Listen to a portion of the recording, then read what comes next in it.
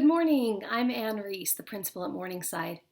In the past, we've been able to meet on the first morning of school all together in the auditorium, but our current situation has definitely made that a little difficult. So I'm excited to come to you today in this video to give you a few updates about things that are happening at Morningside, as well as introduce you to our Community Council chairperson, as well as our PTA president. First, I want to thank you for your patience and support during this wild summer.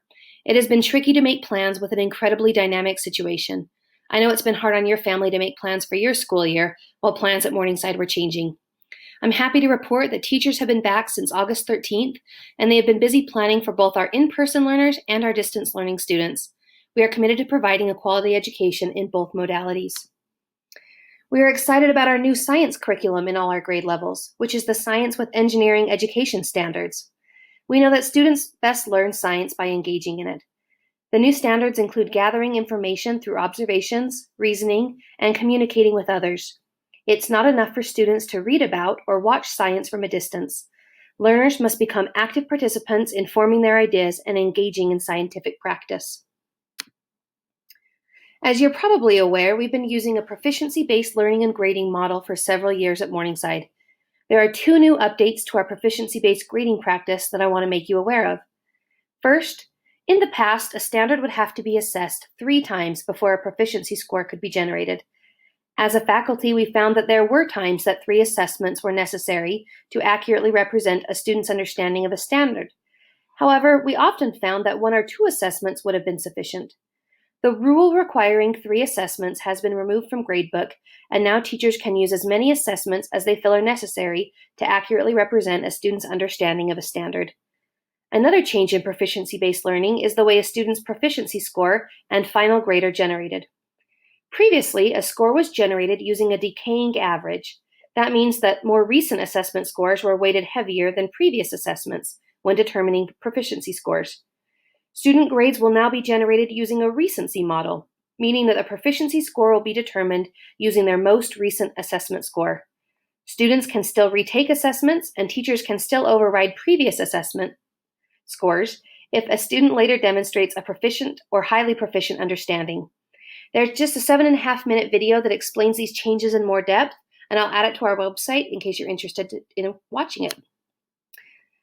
So this week at school, we'll spend time helping students understand the safety, hygiene, and distancing procedures that will help keep everyone healthy.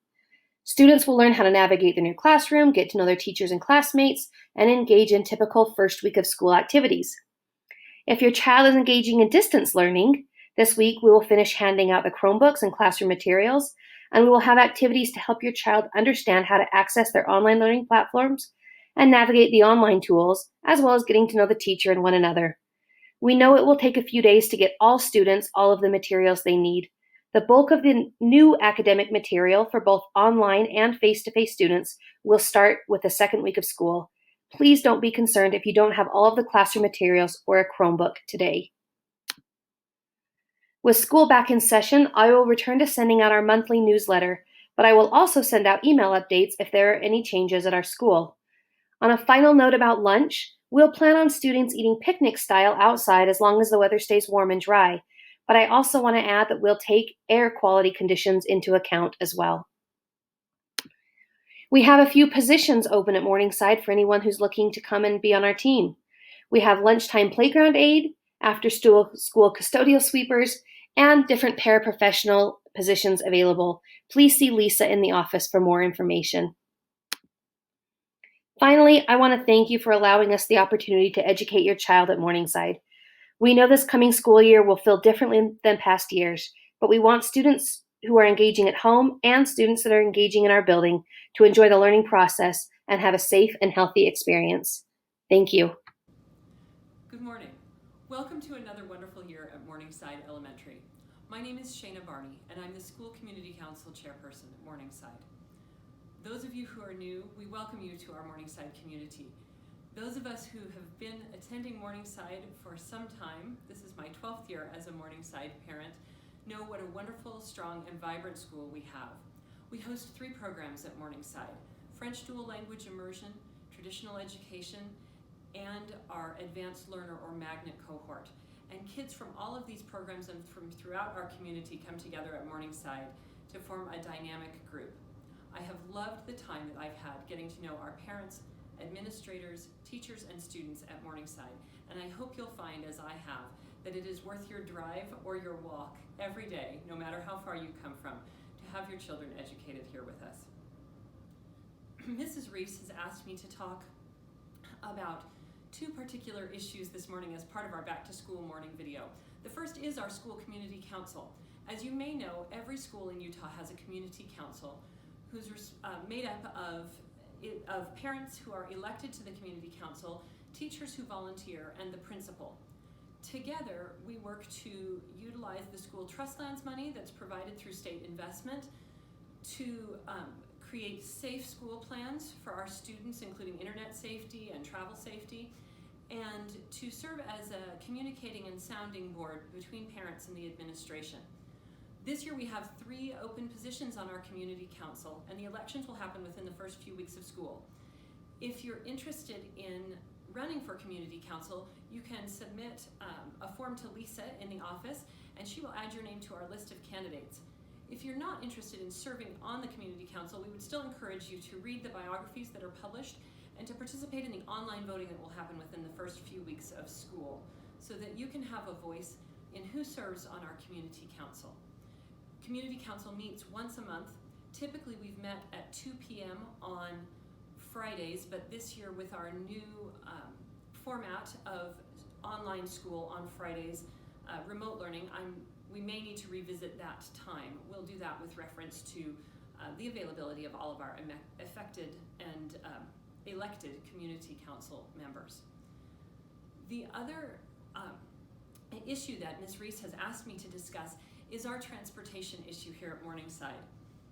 Those of you who've been attending the school for a while know that we have some unique transportation issues, and those of you who are new to the school will quickly discover that our beautiful location within a community nestled right in the neighborhood makes for some difficulties when we now have so many commuter students.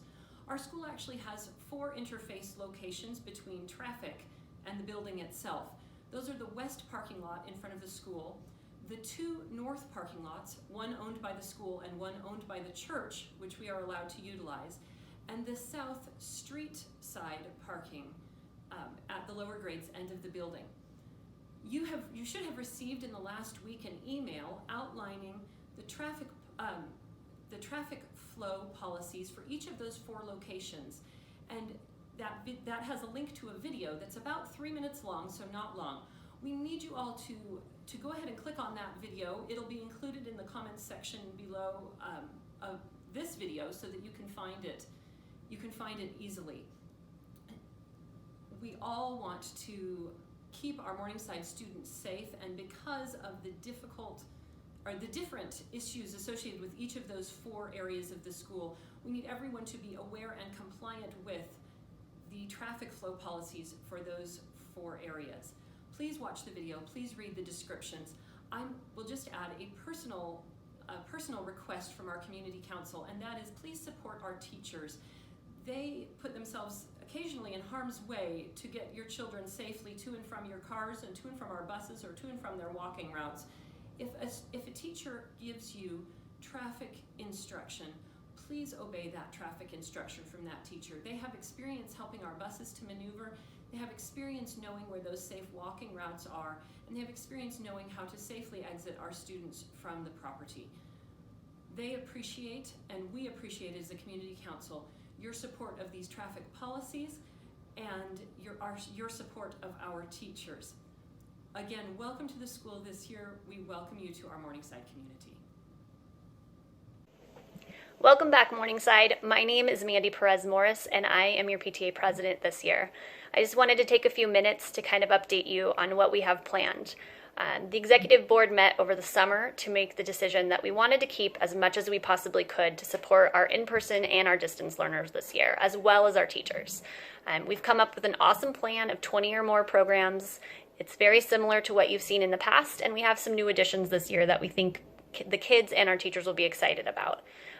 But we can't offer any of that without your help. So we're asking you guys, parents, grandparents, aunts, uncles become members and join us in the Level Up Morningside campaign. By choosing a leveled membership, silver, bronze, gold, or platinum, you're buying your single or dual membership and also offering to donate the $35 we need in order to successfully get those programs off the ground. Every penny counts. You can become a member. You can purchase spirit gear.